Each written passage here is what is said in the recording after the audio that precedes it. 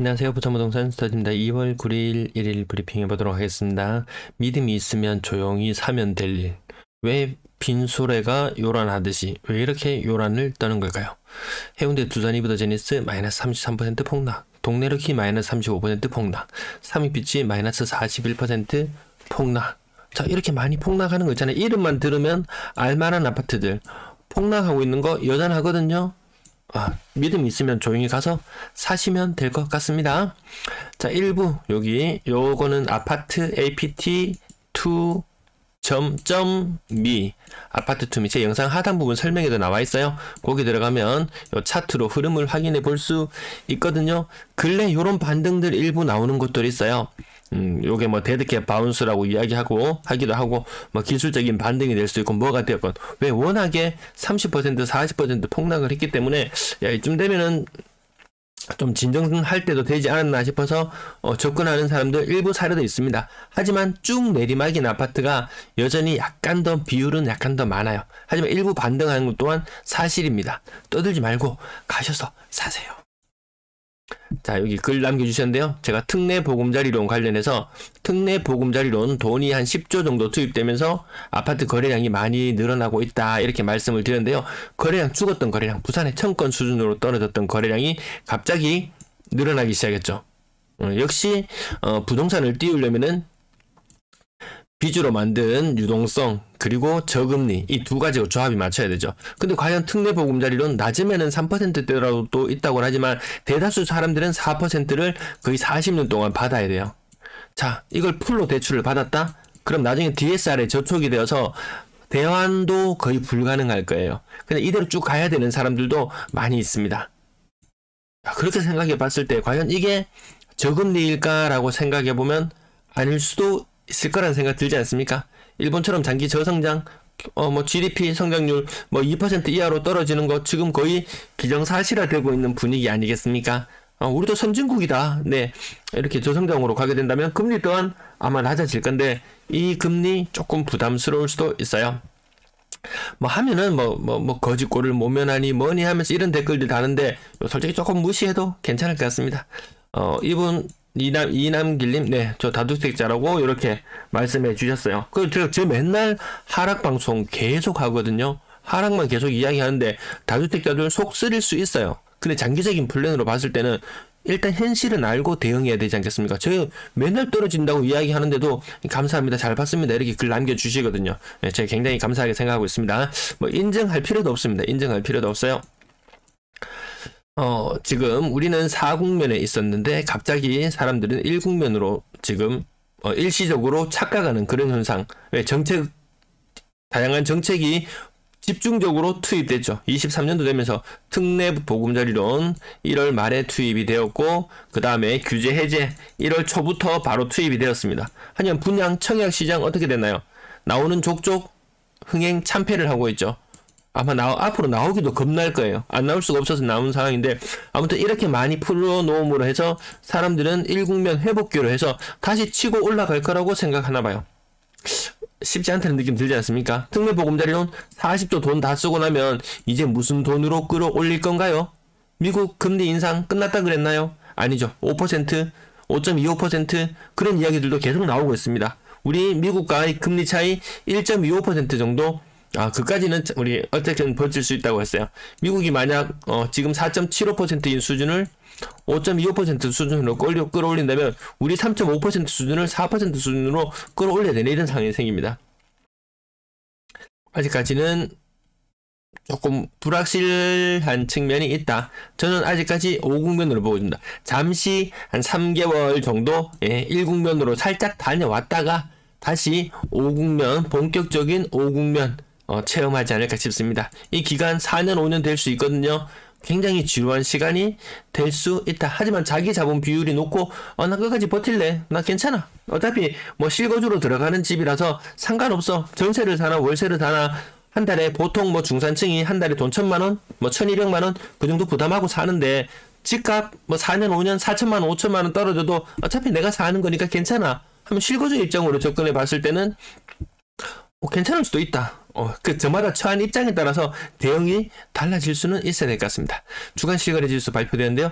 마이너스 0.5%. 자, 지금 2주 동안 하락률 1위를 했다가 1위 자리를 대구에게 내어주고 2위 자리를 인천에게 내어주고 3위 자리를 차지했어요. 3위 자리를 차지했는데요. 부산 보시면 아시겠지만 전주가 아마 마이너스 0.46이던가 48이던가 아무튼 낙폭은 커졌습니다.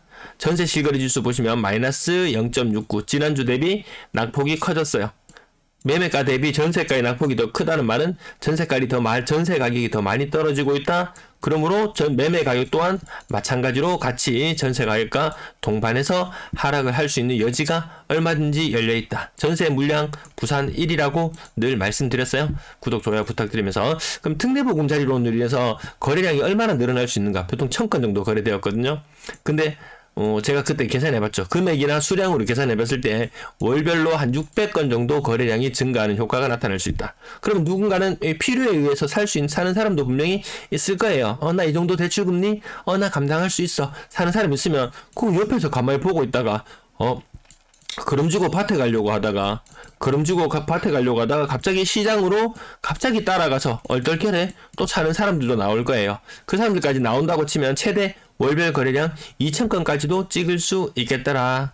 근데 2000건까지는 솔직히 올라가기는 좀 힘들어 보여요. 어쨌든 1600건 전후의 거래량 나타날 걸로 살펴보면서 지켜볼 거예요. 근데 2000건을 뚫고 더 올라가려면 시장에 돈이 천문학적으로 더 풀려줘야 되는데 뭘로 돈을 풉니까? 뭘로 돈을 풀까요? 매도 물량 오늘 제법 감소했습니다. 4만 건 이상의 매도 물량 유지하고 있어요. 그럼 꼭 이렇게 아까 가격 이렇게 또 폭락했다가 탁 올라가면 야 이거 봐라 가격 봐라 반등했잖아 이렇게 이야기하지만 여전히 굉장히 많은 매도 물량 이런 것들 다양하게 다 언급하지 않는다는 거죠. 일부 소수의 자료들 자기에게 유리한 자료들만 가지고 와서 시장이 반등했다고 이야기하는 분들 있어요. 물론 그 좁은 시야로 보면은 그렇게 보일 수 있어요. 근데 상승의 시그널과 하락의 시그널이 다양하게 지금 공존하고 있어요. 지금 시장이 어디로 갈피를 잡을지는 아무도 알지 못하는 상황이에요. 전세 물량 연초 대비 좀 줄어들었거든요. 18,005건. 근데 이게 적은 물량이냐 아니거든요. 이거 많습니다. 월세 물량 연초 대비 아주 소폭 감소 11,300건 수준. 전체 임대 물량 29,348건. 작년 말에 3만 건을 넘어갔었는데 그때 대비 한 3% 정도 2% 정도 물량이 줄어들었네요. 아파트 거래량 75건 중에서 요거 숫자를 제가 잘못 나타냈나요? 오늘 거래량이 몇 건이었죠? 75건 맞았네요. 75건 중에서 신고가가 4건이 있었습니다. 자, 1156건. 그럼 이 과연 거래량이 특례 보금자리론으로 인해서 얼마나 늘어날까라고 우리는 한번 예측을 해볼 필요는 있을 거예요. 아마 이 갈색선의 흐름과 비슷하지 않을까 이렇게 예상을 해보는데 제가 요거 다시 한번 언급드릴게요. 10조의 돈이 풀리면은 3조 정도는 신규 주택을 구입하는데 사용한다. 3조는 신규 주택. 그 다음에 6조 정도는 기존 대출 대환, 기존 대출 상환하는데 사용한다. 1조 정도는 임차 보증금 반환하는데 이용된다. 어쨌든 우리는 지금 아파트 거래량 측면에서만 보면 됩니다. 어쨌든 상당수의 돈, 60% 이상의 돈은 급한 불을 끄는 데 쓰고 신규로도 지금 접근하고 있어요. 신규로 접근하는 것도 좋아요. 내가 A라는 주택을 가지고 있는 상태에서 투자의 목적으로 B가 워낙 급락을 했으니까 얘를 특례보금자리론을 받아서 사요. 자, 그러면 뭐가 문제가 됐냐? A를 처분해야 될 시기가 분명히 다가올 거예요. 두 채를 들고 있을 때 불확실성 굉장히 큽니다. 한 채 떨어지는 사람 아팠는데 두 채 떨어진 사람이 이번 하락기에서 가장 큰 피해자라고 제가 말씀을 드렸잖아요. 일시적 1가구 2주택 부의 사다리 갈아타기 요것만 잘 갈아타고 몇 년 2년 4년 6년 8년 갈아타다 보면 한 10년 정도 지나고 나면 자산이 많이 불어나 있거든요. 왜? 양도소득세를 거의 안 내기 때문에 세금을 안 내기 때문에 자산을 그렇게 불려왔는데 이번에 어쨌든 한 3바퀴 4바퀴 돌렸던 사람들 이번 하락 한 방으로 그동안 먹었던 거 다 토해내는 그런 시장 분위기로 와있죠. 부산은 아무튼 월별 600건 정도, 700건, 500건, 600건 정도 거래량이 증가할 거라는 흐름으로 여기 까만색 시뮬레이션 해봤어요. 1300건, 2월달에 1000건 정도 수준, 그 전에 아마 1000건 정도 수준이었을 건데 1600건, 1600건, 1500건, 1500건. 자, 이제 약발이 점점 떨어지기 시작합니다. 특례 보금자리론 40조를 거의 다 쓰는 시점. 아직까지 분위기 파악 못하는 사람들, 또 누군가는 매수 가자, 거래량이 늘어났네 하고 또 뒤늦게 사는 사람들도 물론 있을 거예요. 하지만 시장의 분위기는 돈이 떨어지고 나면 다시 거래량은 1000건 아래로 떨어질 것이다. 그럼 또 뭔가 또 대책이 나오고 해야 되는데, 글쎄요. 네, 거래량 지금 현재 많은 상태 맞습니다. 많으면 한 60% 정도 증가할 걸로 예상해 보고요. 지금 이 상태로 흘러간다면 거의 1500건에 이르는 2월에 거래량 나올 것 같지 않습니까? 제가 1600건으로 시뮬레이션 해놨는데요. 시뮬레이션 자료도 간혹 보여드리도록 할게요. 2월달은 한 1500건 정도 거래량까지도 나올지도 모르겠다. 더샵 센텀 스타 86평형 가격 30억 5천. 얘는 진짜 많이 올랐는 거 맞아요. 얘는 진짜 많이 올랐어요. 해운대 아이파크 얘는 신고가지만 얘는 별로 오른 거 아니더라. 요런 느낌. 해운대 두산 리버드 제니스 56평형은 가격이 거의 30% 이상 하락하고요. 동네 SK뷰 2차 59평형 가격 한 15% 정도 하락. 동네 럭키 가격 뭐 40% 정도 35% 정도 하락. 해운대 자이 2차 1단지 가격 20% 정도 하락. 대형 평형의 거래가 근래 많이 눈에 띄어요. 근데 1년 전에 대형 평형, 지금 대형 평형 느낌은 좀 다를 거예요. 제가 유튜브 알림이 왔는데 보니까 생일이라고 유튜브 부산 부동산 스타일을 시작한 지 1년이 되었다고 아마 뭐 그렇게 촛불한 게 꽂아서 왔는 것 같은데요. 1년 전에 그때는 요런 대형 평형들 거래가 터지면 거의 신고가가 터졌을 거예요. 아마 제 영상, 과거 영상으로 돌아가셔서 한번 살펴보시면은 굉장히 많은 신고가를 목격할 수 있을 거예요. 그때하고 지금하고는 근데 분위기가 많이 달라요. 보합권의 거래는 건너뛰고요. 대한 SK뷰힐스 25% 정도 하락하는 모습.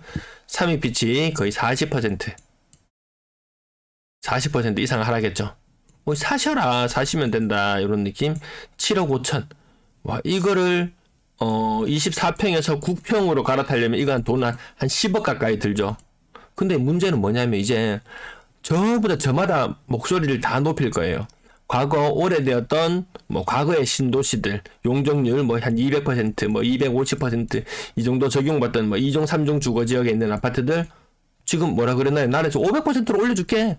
실컷 지라. 너 수익성 보장 안 돼가지고 재건축 못할 것 같지? 실컷 지어라. 이런 분위기로 가요. 누구는 해주고 누구는 안 해주고 아무튼 지금 뭔가 엉망으로 막 뒤섞여 가고 있습니다. 어쨌든 용적률을 그대로 유지하는 상태로 개발을 해가지고는 이 자부담금이 너무 높아진다는 그런 부분들도 생기는 것 같습니다. 그러니까 또 누군가는 그럼 그런 아파트 1기 신도시는 이런데 또 투자 목적으로 들어가야지. 정부에서 계속 뭔가를 하라고 이야기를 하지만 돈이 있어야 하지. 시장 참가자들은 대다수 그런 반응을 보이고 있습니다. 또 이거 미리 선진입이랍시고 들어갔다가 세월을 얼마나 기다려야 될지 좀 불투명한 부분도 있습니다. 동북부 올림픽타운 고점 대비 35% 정도 하락하기도 하고요.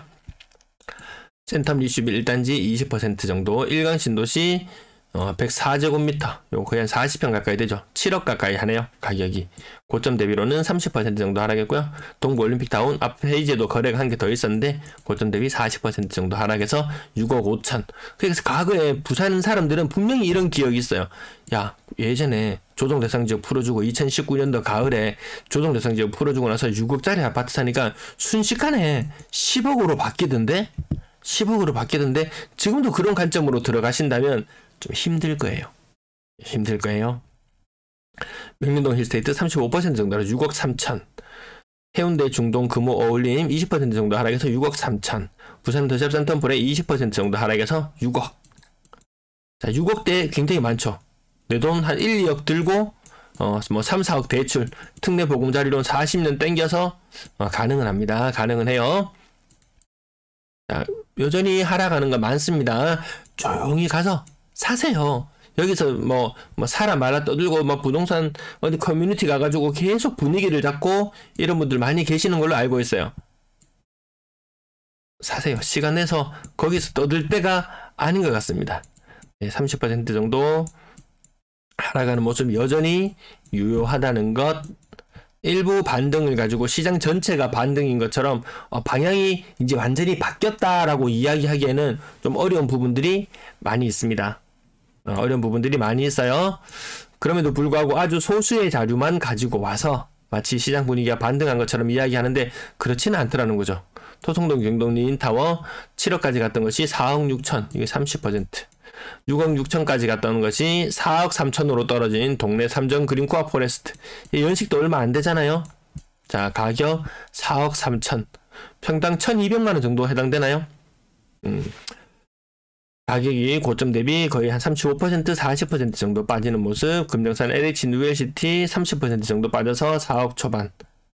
대구의 웬만한 아파트들 이 4억대 못 넘어가는 경우 굉장히 많아졌어요. 분양권 가격이 웬만하면 5억 밑으로 내려왔다고 제가 말씀을 드리는데요. 그 주변에 있는 3억 후반에서 진짜 4억 초반까지 주변에 있는 준신축, 막 2년차, 4년차, 5년차, 6년차 이런 넘어가는 정도 아파트는 가격이 거의 뭐 비싸봐야 4억 초반 뭐 이런 느낌으로 갔어요.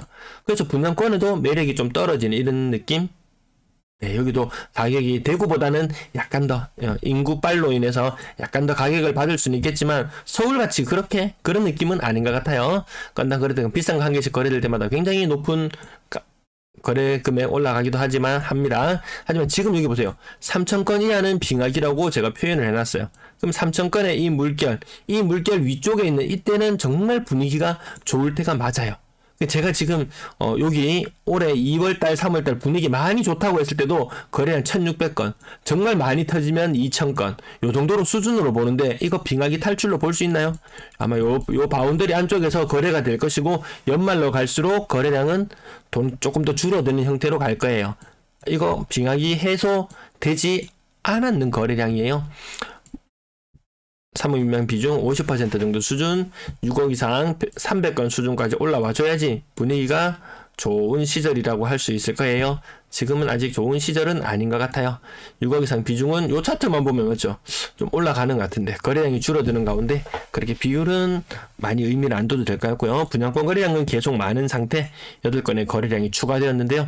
힐스테이트 4여 100제곱미터 요거 빼고 나머지 9평을 보면 5억을 살짝 넘어가거나 아니면 그 아래쪽이거나 이 층수에 따라서 조금의 차이만 있을 따름 나머지 분양권 손 잘 안 되죠. 프리미엄은 천정부지로 붙어가지고 있고 뭐 손피 타령도 하고 많이 하지만 사람들이 접근하는 가격대는 빤한 것 같아요. 전세 거래량 136건. 전세 거래 이렇게 많이 되는데 내 집은 왜 안 나가지? 이런 느낌 받으시는 분들 있을 거예요. 와, 정말 답답한 게요. 일단 요건 넘어가서요. 어떤 사람이 임차인인데 임대인이 죽어도 돈을 못 준대요. 임차인 입장에서는 답답한 거예요. 내가 내 돈 맡겨놨는데 내 돈 다시 돌려달라고 하는데 그 임대인은 집 팔리면 줄게 이렇게 끝까지 버티고 으름장을 놓는 경우가 아직도 있다고 해요. 이거 왜 이럴까요? 이런 집들이 문제가 표면적으로 불거져 나오지 않아서 그렇지 너무나도 많이 있습니다.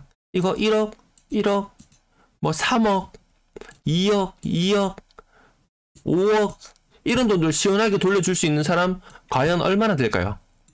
거의 없다고 보면 되겠죠.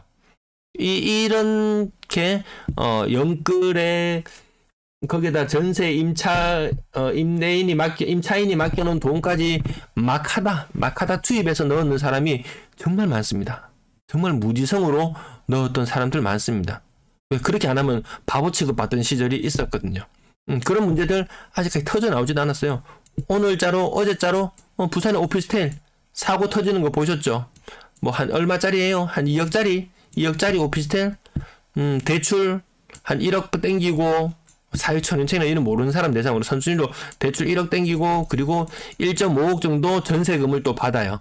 자기 돈은 한 푼도 안 들어가고 이런 오피스텔 한 60개 가지고 있다 그러나요? 얘 도망갔죠? 얘 도망갔다 그러죠. 이런 사고 터져 나오죠. 아파트라고 이런 일이 없을까? 라고 생각해보면 분명히 같이 터져 나올 거예요. 어쨌든 요런 사례 그리고 한 달이 건너서 전에 듣기로는 이 공인중개사들도 지금 조심해야 된다. 공인중개사들 왜? 워낙에 지금 이 시세 좋을 때는 서로서로 윈윈하는 분위기 다 좋아요. 근데 시세가 떨어지고 돈 나올 구석은 없고 이 사기성이 다분한 사람들 특히 아는 사람을 더 조심하라고 이야기를 하는데 공인중개사 어떤 사람 A라는 사람을 대상으로 해서 자 물건을 A라는 사람이 물건을 공인중개사한테 소개해서 다른 사람 B한테 처분을 해요. 근데 이거 등기 치기 전에 A라는 사람이 또 다른 곳에 통해서 C라는 사람에게 먼저 거래를 해버리고 C가 먼저 등기를 치고 이 B라는 사람은 등기도 못 치는 상황이 되니까 공인중개사가 온팡 덮어쓰고 수억 원의 돈을 물려주는 이런 경우가 있다고 하죠. 이래서 공인중개사들도 가만히 앉아서 편하게 돈 버는 것처럼 보이지만 언제 어디서 뒤통수를 맞을지 모르는 그런 상황이죠. 이거 에스크로 서비스 이런 거 이용하면은 어떤 특정한 조건들이 갖춰지면은 이 돈을 이쪽으로 보내는 방식이 있죠. 등기까지 마무리되고 나면 돈 보내는 방식 안전하게 이거 수수료율 0.1% 정도 되나요? 이런 것들 좀 안전장치를 좀 해야 되는 부분도 있는 것 같습니다. 지금 안 그래도 거래가 많지 않고 그나마 거래가 좀 터진다 싶은데 보면은 직거래 비율이 너무 높고 공중과세한테 손에 떨어지는 돈이 얼마 안 되는데 먹고 살기 힘든 사람들끼리 서로 도와주지는 못할 망정 누가 누구의 등을 치냐 서로의 등을 노려보고 있는 그런 상황 같습니다. 부산 신호 사랑으로 부영 3차 있죠. 사랑으로 또 다른 사랑 부산 점포 사랑으로 부영 이렇게 전세 거래 중에서 사랑이 넘치는 경우가 굉장히 많이 있습니다. 상당수의 아파트들 2억 5천대 가격 웬만하면 살 수 있다.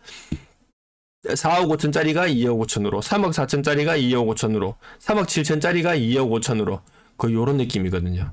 더 많이 선호했던 지역, 더 많이 쏠림이 있었던 지역은 4억 중반까지도 갔었다가 2억 중반으로 오고 쏠림이 조금 덜한 지역은 3억 7천, 3억 5천 수준에서 2억 5천으로 그 정도로 변하는 모습 말씀드렸고요. 전월세 비중 이렇게 아까 보셔서 아시겠지만 사랑이 넘치는 상황. 하지만 전세 물량에 대해서 그 사랑으로 지금 문제가 해소되고 있지는 않습니다. 전세 거래량 지금 많은 시기는 맞아요. 1월달은 원래 역대 계속 많아주는 그런 시기가 많습니다. 이때가 항상 임대아파트 그 거래시 되는 시기하고 거의 같이 맞물릴 수도 있나봐요. 근데 과거의 1월달 느낌은 아니죠.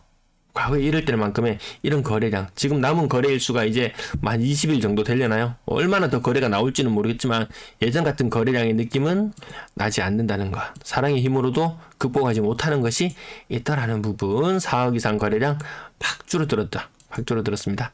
비율 또한 5%이 너무 심하죠. 비율 대구가 8% 9% 정도 수준을 계속 유지하고 있거든요. 부산의 임대아파트가 정말 이번에 많이 계약이 되고 있는 것 같습니다. 월세 거래량 75건, 오늘 전세 거래량 한 130건 정도 넘어갔죠. 이 비율이 이렇게 안 나왔었거든요. 거의 1대1 비율 정도로 나와야 되는데 어쨌든 사랑 때문에 계속 이렇게 왜곡되는 차트를 볼 수밖에 없는 상황. 월세도 이제 계속 오르지 않는다는 그런 모습까지 살펴보면서 오늘 방송 마치겠습니다. 시청 감사합니다.